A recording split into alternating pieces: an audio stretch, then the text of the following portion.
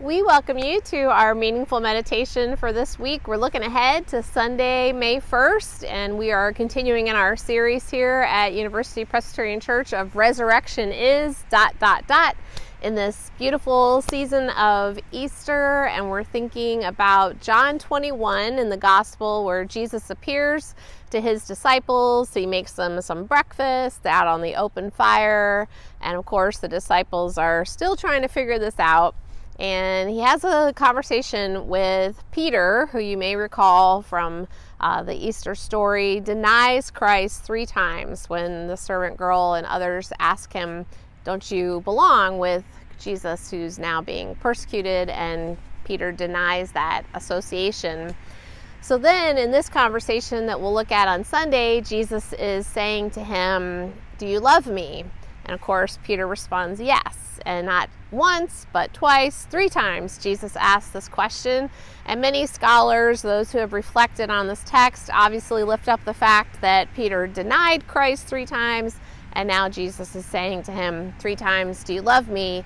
to reinforce the fact that he had denied him, but now he loves him. I think that's one way of looking at this text.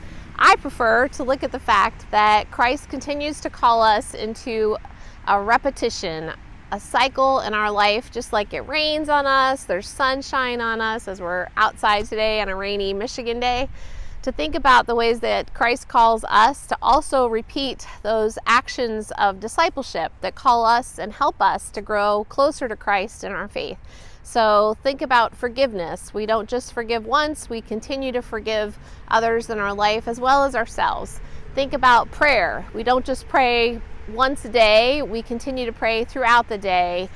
Think about worship, how important it is for us to come together as the body of Christ, and we encourage each other. So all of these ways that we repeat these helpful practices are important, and sometimes we can get off track with that, and that's why it's important for us to come back and study texts like this together.